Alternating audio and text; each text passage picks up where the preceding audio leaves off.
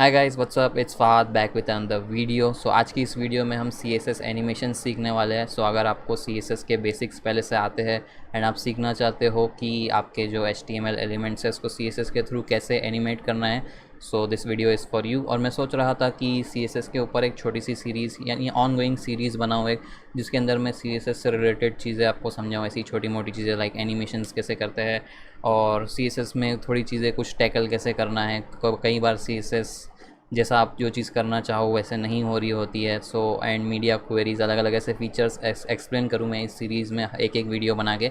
सो अगर आपको CSS की सीरीज़ चाहिए तो मुझे नीचे कमेंट करके बताइए, मैं बनाते रहूँगा वीडियोस।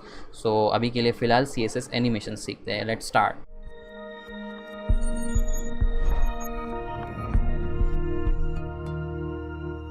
सो अभी हम आ गए हैं अपने कंप्यूटर की स्क्रीन पे, तो स्टार्ट करते हैं हमारा CSS एनिमेशन का ट्यूटोरियल। सो मैं VS कोड यूज़ करने वाला हूँ। अगर आपके पास VS कोड नहीं है तो आप इसको डाउनलोड कर सकते हो। और VS कोड के साथ में मैं एक VS कोड का एक्सटेंशन भी यूज़ करने वाला हूँ जिसका नाम है लाइव सर्वर। तो आप यहाँ एक्सटेंशंस में आके उसको डाउनलोड कर सकते हो। यहाँ पे लाइव सर्वर नाम का एक्सटेंशन दिया है, इसको जाके आप डाउनलोड कर सकते हो डायरेक्टली यहाँ एक्सटेंशन मार्केट प्लेस से, यहाँ पे क्लिक करके। सो ऐसे कर सकते हो। सो ये इंस्टॉल कर लेना। अगर नहीं भी करोगे तो भी कोई तकलीफ़ नहीं है, आप कोई दूसरा एडिटर भी यूज़ कर सकते हो। मैं फ़िलहाल विजुअल स्टूडियो कोड यूज़ कर रहा हूँ। तो स्टार्ट करते हैं हमारा सेशन CSS एनिमेशन सीखने का। सो यहाँ पे मैंने पहले से एक फ़ाइल क्रिएट करके रखा है index.html नाम की, और उसमें कुछ नहीं है, बस जो हमारा नॉर्मल बॉयलर प्लेट होता है वही है। और बस उसके अंदर मैंने एक डिव क्रिएट किया है, उसको एक क्लास दे दिया है कंटेनर नाम से, और एक स्टाइल शीट क्रिएट किया है जो कि एम्प्टी है, और उससे बस यहाँ लिंक कर दिया है। सो CSS के थ्रू हमको कोई चीज़ एनिमेट करना है तो वो कैसे करेंगे वो देखते हैं। तो सबसे पहले मैं इसको लाइव सर्वर के थ्रू ओपन कर लेता हूँ इस HTML फाइल को। Right click, open with live server. So ये हमारे यहाँ क्रोम में ओपन हो जाएगी। ये बाकी के ब्राउज़र्स को मैं क्लोज़ कर देता हूँ फ़िलहाल, ब्राउज़र्स नहीं, टैब्स। सो ये क्लोज़ हो गया। अभी हमने कुछ ऐड नहीं किया उसके अंदर, तो एम्प्टी है जैसा होना चाहिए। सो मैं क्या करता हूँ, यहाँ CSS में जाता हूँ और अपने कंटेनर को सेलेक्ट करके उस पर कोई स्टाइलिंग ऐड कर देता हूँ। सो अपने कंटेनर को मैं एक विड्थ दे देता हूँ, 5 रेम्स की विड्थ दे देता हूँ। आप पिक्सल्स में भी दे सकते हो, जितने पिक्सल्स में आपको देना है। मैं यहाँ पे रेम्स में दे रहा हूँ। हाइट दे दिया। फ़िलहाल वो अभी भी इसके अंदर नहीं दिखेगा क्योंकि लिए उसको कोई बैकग्राउंड कलर नहीं दिया है हमने। सो उसको एक बैकग्राउंड कलर भी दे देते हैं, रोज़ी ब्राउन दे देते हैं। सो यहाँ सेव किए। सो यहाँ पे हमारे पास एक बॉक्स बन के आ गया क्योंकि मैंने उस कंटेनर को हाइट एंड विड्थ दे दिया और एक कलर भी दे दिया, बैकग्राउंड कलर भी दे दिया। सो मेरे को वो अभी बॉक्स शेप में नहीं चाहिए, मैं उसको थोड़ा राउंड भी कर देता हूँ। सो बॉर्डर रेडियस देके उसको थोड़ा राउंड भी कर देते हैं। तो अभी हमारे पास यहाँ एक सर्कल बन गया है। तो अब समझ लीजिए मुझे इसको एनिमेट करना है CSS के थ्रू, तो कैसे करना है। सो एनिमेशन क्रिएट करने के लिए CSS में हमारे पास एक ये है कीवर्ड की फ्रेम्स नाम का। इस तरीके से आप एनिमेशंस क्रिएट कर सकते हो। तो आपको क्या करना है, आपको आपका ऐड सिंबल लगाना है। ऐड सिंबल लगाने के बाद आपको की फ्रेम्स लिखना है, की फ्रेम्स। और आपको ये बाहर लिखना है। आपको ऐसा नहीं कि आपको अगर कंटेनर पे एनिमेशन ऐड करना है तो आप कंटेनर के अंदर आके ऐसे की फ्रेम्स नहीं लिखोगे, आप उसके बाहर आओगे एंड बाहर एक की फ्रेम्स ऐसा मेंशन करोगे। तो इसके थ्रू आप CSS को बता रहे हो ओके मैं यहाँ पे एक एनिमेशन डिफ़ाइन करना चाहता हूँ। तो आप की फ्रेम्स लिखोगे एंड की फ्रेम्स लिखने के बाद एक स्पेस देके आपको अपने एनिमेशन को एक नाम देना होगा। कुछ भी नाम दे सकते हो आप कोई पहले से प्री डिफाइंड नहीं है, आप कुछ भी नाम दे सकते हो। सो मैं यहाँ पे एनिमेशन का नाम दे देता हूँ मूव। सो मूव नाम दे दिया मैंने। मूव नाम देने के बाद आपको ये कर्ली ब्रैकेट्स लगाने हैं जो आप नॉर्मली लगाते हो अपने CSS में, वो लगा दिया। फिर यहाँ पे इसके अंदर आपको एनिमेशन बतानी है कि एनिमेट कैसे करना है। सो यहाँ पे आपको सबसे पहले लिखना होगा फ्रॉम एंड देन उसके बाद होगा टू, यानी यहाँ से यहाँ तक आपको कुछ करना है, फ्रॉम टू कुछ करना है। अब क्या करना है वो आपके ऊपर डिपेंड करना है, आपके ऊपर डिपेंड करता है। आप कुछ भी कर सकते हो, कोई भी प्रॉपर्टी को एनिमेट कर सकते हो। सो हम कुछ कॉमन प्रॉपर्टीज़ देखेंगे इस वीडियो में जो कॉमनली एनिमेट की जाती है। सो सबसे पहले देख लेते हैं ओपेसिटी को एनिमेट कैसे करना है। सो मैं ओपेसिटी बोलता हूँ कि from opacity 1 to from opacity 0 animate होने। सो मैंने यहाँ पे सेट कर देता हूँ और अब मैं जाके यहाँ पे रिफ़्रेश करूँगा तो कुछ भी नहीं होगा। ऐसे रिफ़्रेश करने की ज़रूरत नहीं है, मैं लाइव सर्वर यूज़ कर रहा हूँ। सो रिफ़्रेश करने की ज़रूरत नहीं है, लेकिन कुछ भी नहीं होगा। क्यों नहीं हो रहा है, क्योंकि मैंने यहाँ पे एक एनिमेशन डिफ़ाइन तो कर दिया, बट मैंने उस एनिमेशन को इस कंटेनर पे से लिंक ही नहीं किया, मैंने उसे बताया ही नहीं कि उसके ये एनिमेशन यूज़ करना है। तो उसके लिए आपको क्या करना होगा, जो एनिमेशन आपने क्रिएट किया है उसका नाम यहाँ पे देना होगा, जो भी एलिमेंट आप एनिमेट करना चाहते हो। इस केस में मैं कंटेनर को एनिमेट करना चाहता हूँ, तो मैं कंटेनर के अंदर आऊँगा और यहाँ पे एनिमेशन प्रॉपर्टी का यूज़ करूँगा। एनिमेशन नाम की प्रॉपर्टी है, आप ऐसे एनिमेशन लिखिए एंड देन यहाँ पे आपको उस एनिमेशन का नाम मेंशन करना है जो एनिमेशन आपने क्रिएट की है। सो मैंने उसको नाम मूव दिया था, सो मैं यहाँ पे उसको मूव नाम दे दूँगा। एंड अभी भी ये वर्क नहीं करेगा क्योंकि अभी हमको इसको बताना है और भी चीज़ें, लाइक मैंने नाम बता दिया एनिमेट, ये वाली एनिमेशन यूज़ करना है, बट उसको हमको ये भी बताना है कि कितने ड्यूरेशन तक ये एनिमेशन चलेगी। सो मैं यहाँ बोल देता हूँ 5 सेकेंड्स के लिए एनिमेशन चलेगी। और मैं यहाँ पे अगर सेव करता हूँ और यहाँ जाता हूँ तो देखिए ये 5 सेकेंड्स में फ्रॉम ओपेसिटी 1 to 0 चली जाएगा इस तरीके से। या तो आप उसका रिवर्स भी कर सकते हो, फ्रॉम ओपेसिटी 0 to 1 भी जा सकते हो। सो अभी मैं यहाँ पे रिफ़्रेश करूँगा तो देखिए ये 0 से 1 पे आ गया एनिमेशन इस तरीके से, फ्रॉम टू इस तरीके से।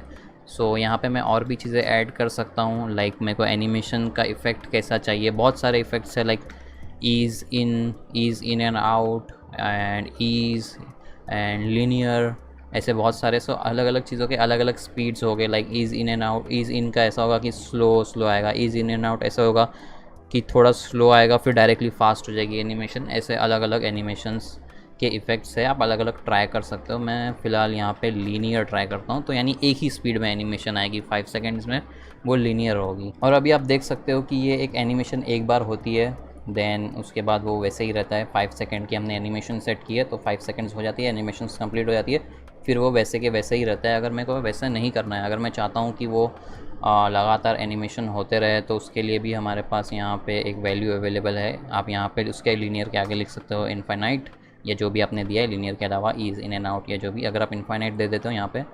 और अभी हम यहाँ पे रिफ़्रेश करके देखेंगे तो आप देख सकते हो ये एनिमेशन अभी फ़िलहाल के लिए मैंने बहुत ज़्यादा रखा, 5 सेकंड को चेंज करके 1 सेकंड कर देते हैं। सो अब देखिए ये ब्लिंक होता रहेगा क्योंकि ओपेसिटी जा रही है 0 से 1 लगातार इनफाइनाइटली होते रह रही है फॉर 1 सेकेंड्स, क्योंकि मैंने यहाँ पे इनफाइनाइट सेट किया है। लेकिन जैसा कि आप यहाँ पे देख सकते हो कि ये ब्लिंक हो रही है, ये पहले ये 0 से 1 पे आ रही है, फिर वापस फट से 0 पे जा रही है। अगर मुझे वैसा नहीं चाहिए कि डायरेक्टली 1 से 0 पे डायरेक्टली जंप ना हो एनिमेशन कंप्लीट होने के बाद इनफाइनाइट में, सो मैं एक चीज़ ऐसे कर सकता हूँ, यहाँ पे लिख सकता हूँ अल्टरनेट प्रॉपर्टी ऐड कर सकता हूँ मैं यहाँ पे अल्टरनेट की वैल्यू। सो ये करूँगा तो देखिए अब ये वैसे डायरेक्टली ब्लिंक नहीं हो रहा है, ये पहले ओपेसिटी 0 से 1 पे आ रही है, फिर 1 से 0 भी स्मूथली जा रही है। सो इस तरीके से आप अल्टरनेट ऐड करके भी इसे स्मूथ कर सकते हो। सो आप बहुत सारी प्रॉपर्टीज़ को एनिमेट कर सकते हो, ज़रूरी नहीं है कि आपको सिर्फ ओपेसिटी ही एनिमेट करना हो, आप बहुत सारी चीज़ों को एनिमेट कर सकते हो जो भी प्रॉपर्टीज़ है। सो अगर चाहो तो आपको फ़ॉन्ट साइज़ एनिमेट करनी है, अभी फ़ॉन्ट साइज़ तो इसमें कोई फ़ॉन्ट्स नहीं है, वो भी मैं एक बार दिखा दूँगा। सो अगर समझ लीजिए आपको इसका हाइट एंड विड्थ भी करना है तो वो भी आप कर सकते हो। लाइक मैं बोलूँ यहाँ पे इसकी विड्थ 5 m से, यहाँ पे फ्रॉम ये 2 में भी चेंज करना पड़ेगा, विद इसकी फ्रॉम 5 m से 2 में 10 rams हो जाए। तो अब देखते हैं, तो देखिए यहाँ पे इसकी विद एनिमेट हो रही है। और भी चीज़ें आप चेंज कर सकते हो। मैं फ़ॉन्ट अगर आपको दिखाना चाहूँ तो यहाँ पे मैं अगर एक H1 क्रिएट कर लूँ, यहाँ पे मैंने एक H1 क्रिएट कर लिया एंड मैं उसके लिए एक न्यू एनिमेशन क्रिएट करता हूँ। तो यहाँ पे की फ्रेम्स में आते हैं, की फ्रेम्स में मैं यहाँ पे इसको एक नाम दे देता हूँ, एनिमेशन को नाम दे देते हैं, क्या नाम दे देते हैं, ग्रो नाम दे देते हैं इस एनिमेशन को। और यहाँ पे फ्रॉम एंड देन टू, और मुझे फ़ॉन्ट साइज़ एनिमेट करना है तो मैं यहाँ पे लिखूँगा फ़ॉन्ट साइज़ 2 rams से जानी चाहिए फ़ॉन्ट की size, font size of 5 rams हो जानी चाहिए। अभी मैंने यहाँ पे सेलेक्ट नहीं किया है अपने what was it H1 okay. So यहाँ पे मैं H1 को सेलेक्ट कर लेता हूँ, H1, और यहाँ पे मैं एनिमेशन को मेंशन करूँगा। यहाँ पे एनिमेशन प्रॉपर्टी यूज़ करेंगे, हमने नाम क्या दिया है, उससे ग्रो नाम दिया है। सो मैं यहाँ पे लिखूँगा ग्रो और मैं चाहता हूँ ये एनिमेशन हो 2 सेकेंड्स के लिए। एंड यहाँ पे हम कुछ और दे देते हैं, ये बार ईज़ इन दे देते हैं और इसको मैं सेव करता हूँ। और अब देखिए मेरा फ़ॉन्ट किस तरीके से बड़ा होगा। यहाँ पे वापस रिफ़्रेश करता हूँ, आप देख सकते हो इस तरीके से। ये क्या हो रहा है, एनिमेट हुआ फ्रॉम, ये कहाँ गया, from font size 2 rems to font size 5 rem, ये एनिमेट हुआ एंड देन उसकी एनिमेशन ख़त्म हो गई तो वो अपनी ओरिजिनल साइज़ पे चला गया। सो अगर आप चाहते हो कि ऐसा ना हो कि वो अपने एनिमेट होने के बाद ओरिजिनल साइज, अपने ओरिजिनल जो भी अपने प्रॉपर्टी पे एनिमेशन सेट किया है वो ना जाए, तो आप एक काम कर सकते हो कि अपने यहाँ एनिमेशन की प्रॉपर्टी में आके यहाँ पे आप सेट कर सकते हो फॉरवर्ड्स। अब मैं ये करता हूँ तो देखिए वो एक बार बड़ा हो गया तो वो अपनी लास्ट साइज़ पे ही आके रुक जाएगा इस तरीके से।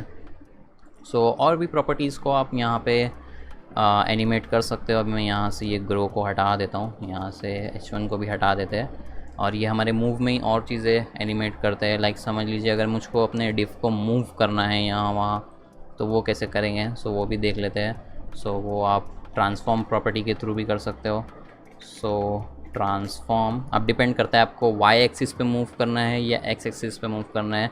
लेट्स से मुझे एक्स एक्सिस पे मूव करना है तो ट्रांसलेट एक्स का यूज़ करोगे और कितना मूव करना है। सो मुझे 0 पिक्सल से इसे लेट्स से 500 पिक्सल्स मूव करना है, तो इसको कॉपी करके मैं यहाँ पे पेस्ट कर देता हूँ। सो 500 पिक्सल्स एंड देखिए ये यहाँ से यहाँ जा रहा है। अब ये यहाँ से वापस इसीलिए आ रहा है क्योंकि हमने यहाँ पे और चीज़ें सेट करके रखी है मूव में। यहाँ पे इनफाइनाइट भी सेट करके रखा है और अल्टरनेट भी सेट करके रखा है। अगर अल्टरनेट निकाल दें यहाँ से और इनफाइनाइट भी निकाल दे तो ये सिर्फ देखिए ये 1 सेकंड में यहाँ जाएगी और वापस यहाँ पे जंप कर देगी। अगर आप चाहते हो कि वो यहाँ पे जंप ना करे तो मैंने आपको बताया आप फॉरवर्ड्स ऐड कर सकते हो इस तरीके से, तो वो वहाँ जाके रुक जाएगा।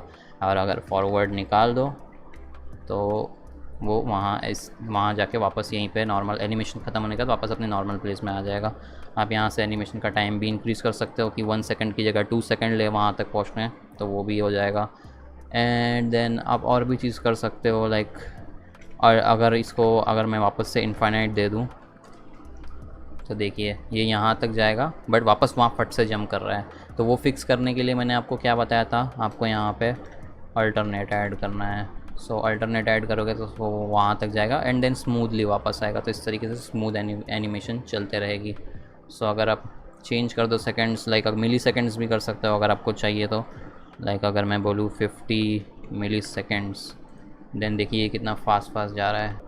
सो इस तरीके से आप कोई भी अपने एलिमेंट्स पे एनिमेशन ऐड कर सकते हो। अभी इसका एक थोड़ा प्रैक्टिकल एग्जांपल बोल सकते हैं या ऐसी कुछ देख लेते हैं। लाइक आपका एक डिव है, या यही डिव को रहने देते हैं यहाँ पे डिव कंटेनर को, और इसकी स्टाइलिंग थोड़ी चेंज कर देते हैं। इसको मैं विथ दे देता हूँ 100 VH एंड ओह ये विद है तो इसको मैं दे देता हूँ 100 विद दे देता हूँ और 100 VH हाइट दे देता हूँ। तो ये पूरा साइज़ को कवर करेगा। और मार्जिन और पैडिंग्स निकाल देते हैं हम अपने वेबसाइट में से सारी, यहाँ से M0 P0 box sizing border box, then यहाँ जाके देखते हैं। ओके यहाँ से मेरे को इसका पहले ये निकालना पड़ेगा बॉर्डर रेडियस। सो ये बॉर्डर रेडियस भी निकाल दिया मैंने यहाँ से। एंड एनिमेशन में थोड़ी चेंजेस करते हैं। मैं चाहता हूँ कि अगर आपकी वेबसाइट लोड होने पर आपका जो पूरा सेक्शन है वो पहले बाहर हो और जब वेबसाइट लोड हो तब वो स्मूथली अंदर आए। सो अगर मुझे वो करना है तो वो मैं कैसे करूँगा। सो वो मैं कुछ इस तरीके से कर सकता हूँ कि मेरा जो स्टार्टिंग पॉइंट है मेरे डिव का वो हो कुछ -100% और जब एनिमेशन ख़त्म हो तब वो नॉर्मल अपने 0% पे आ जाए। और उसको मैं बोलता हूँ कि 1 सेकंड ले ले, और इनफाइनाइट नहीं चाहता हूँ मैं, इनफाइनाइट निकाल देते हैं और लीनियर की जगह ईज़ इन ट्राई कर लेते हैं वाला इफ़ेक्ट। सो देखिए अभी मैं रिफ़्रेश करता हूँ, सो वेबसाइट लोड होने पे ये इस तरीके से अंदर आ गया। सो इस तरीके से इसके प्रैक्टिकल एग्जांपल्स आप यूज़ कर सकते हो अच्छे से अपनी वेबसाइट में CSS एनिमेशंस का, और आपकी वेबसाइट और अच्छी लगेगी। और अगर आपको मल्टीपल एनिमेशंस भी ऐड करना है तो वो भी आप कर सकते हो। अगर आपने एक यहाँ पे न्यू एनिमेशंस क्रिएट किया, एक न्यू एनिमेशन का नाम यहाँ पे कुछ भी दे देता हूँ मैं, हेलो समझ लीजिए, और आपने यहाँ पे कुछ भी ऐड कर लिया। मैं फ़िलहाल के लिए इसी को कॉपी पेस्ट कर लेता हूँ। और सेम एलिमेंट पे आपको अगर मल्टीपल एनिमेशंस ऐड करनी है तो आप क्या करोगे, बस यहाँ पे आओगे, कॉमा लगाओगे, एंड कॉमा लगाने के बाद सेम आप जैसे नाम दे रहे थे वैसे यहाँ पे सेम एनिमेशन का नाम, एनिमेशन की स्पीड कितनी होगी, कितने टाइम तक चलेगा, एंड उसका इफ़ेक्ट जो भी है, ईज़ इन एंड ऑल जो भी आपको देना है, इन्फिनिट, उस तरीके से आप यहाँ पे दे सकते हो। अभी मैंने फ़िलहाल दोनों सेम ही रखा है तो कुछ नहीं हो रहा है यहाँ पे। एंड आप एक और एक चीज़ कर सकते हो CSS एनिमेशंस के साथ में, जैसा कि हम यहाँ पे देखें कि हम यहाँ पे फ्रॉम एंड टू दे रहे थे, उसकी जगह अगर आपको दूसरी चीज़ें यूज़ करना है तो वो भी मैं आपको बता देता हूँ। लाइक ऐसे भी आप कर सकते हो कि फ्रॉम 0% टू 100%, ऐसे भी आप कुछ एनिमेशंस दे सकते हो।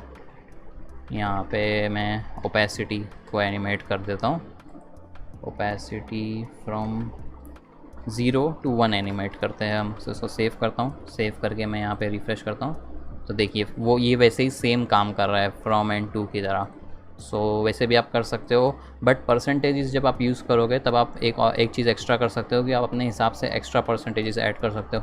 सिर्फ ऐसा नहीं है कि आप point A to B set करोगे। फ्रॉम 1 to से क्या होता है आप बता रहे थे, बस फ्रॉम एंड टू, बट जब आप परसेंटेजेस यूज़ करोगे तब आप बीच में अलग अलग मल्टीपल पॉइंट्स बना सकते हो। लाइक 30% जब एनिमेशन कंप्लीट होगी तब क्या होना चाहिए, तब मैं बोल सकता हूँ यहाँ पे एनिमेशन होनी चाहिए 0.3, एंड फिर उसके बाद लेट्स से 60% पे एनिमेशन कैसी होनी चाहिए वो भी हम यहाँ पे अलग अलग परसेंटेजेस में डिस्क्राइब कर सकते हैं। आप कुछ भी कर सकते हो, 0, 10, 20, 25 कैसे भी कर सकते हो यहाँ पे। सो यहाँ पे मैं ओपेसिटी बोल देता हूँ होनी चाहिए 0.8, तो थोड़ा अलग टाइप में होगी यहाँ पे। इस तरीके से आप परसेंटेजेस का भी यूज़ कर सकते हो CSS एनिमेशन का। और जैसे कि मैंने आपको बोला कि आप कोई भी प्रॉपर्टी को एनिमेट कर सकते हो जो भी आप चाहो, हाइट, विड्थ, लेकिन जो कॉमनली प्रॉपर्टीज़ होती है एनिमेट के लिए वो होता है ओपेसिटीज़, और ये जो ट्रांसफॉर्म के थ्रू हम एनिमेट करते हैं, लाइक ट्रांसलेट और स्केल, रोटेट, ये सारी चीज़ें ज़्यादातर कॉमनली एनिमेट की जाती है। सो आई गेस आपको समझ में आ गया होगा, CSS एनिमेशंस के बेसिक आ गए होंगे। आप थोड़ी बहुत चीज़ें खुद से ट्राई कीजिए, थोड़े बहुत एलिमेंट्स को खुद से एनिमेट करने का ट्राई करिए तो आपको और आ जाएगा। सो आई गेस आपको ये वीडियो पसंद आई हो, इसको लाइक कर दीजिए और शेयर कर दीजिए अपने फ्रेंड्स के साथ में जो सीखना चाहे CSS एनिमेशंस, और चैनल को सब्सक्राइब भी कर दीजिए। मैं ऐसे ही प्रोग्रामिंग रिलेटेड वीडियोस डालता रहता हूँ। सो सब्सक्राइब भी कर दो और बेल नोटिफिकेशन दबा दो तो आपको नोटिफिकेशंस आ जाएगी। And yeah, bye.